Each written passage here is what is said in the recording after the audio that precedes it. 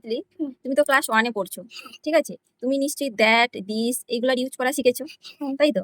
এই যে ধরো দিস, দিস মানে হচ্ছে এই, দিস মানে এই, আর দ্যাট মানে ওই। তাহলে আমি সেই সব কিছু ওয়ার্ড লিখছি, ঠিক আছে? তার প্রথম যে ওয়ার্ডটা সেটা আমি মুছে দিলেও তারপর থেকে একটা আমি মিনিংফুল ওয়ার্ড পাবো, ঠিক আছে? তো চলো দেখাই আজকে।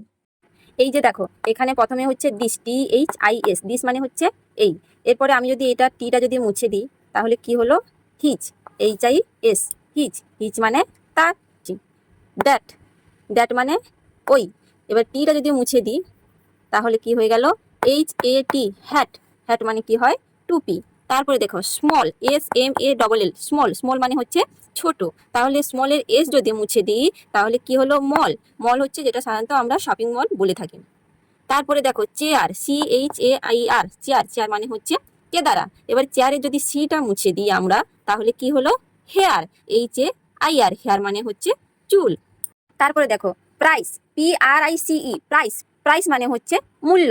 প্রাইসের আমি পিটা মুছে দিলাম, পি মুছে দিলে হচ্ছে রাইস, RIC, রাইস মানে হচ্ছে চাল। তারপরে STONE, স্টোন, স্টোন মানে হচ্ছে পাথর। স্টোনের এস মুছে দিলাম, দিতে হচ্ছে কি? টোন, TONE, টোন, টোন মানে হচ্ছে স্বর। দেখো STABL, স্টেবল, স্টেবল মানে হচ্ছে স্থিতিশীল। এবারে স্টেবলের এস মুছে দিলাম, এস মুছে দিলে কি হচ্ছে? টেবিল, TABLE, টেবিল মানে হচ্ছে টেবিল।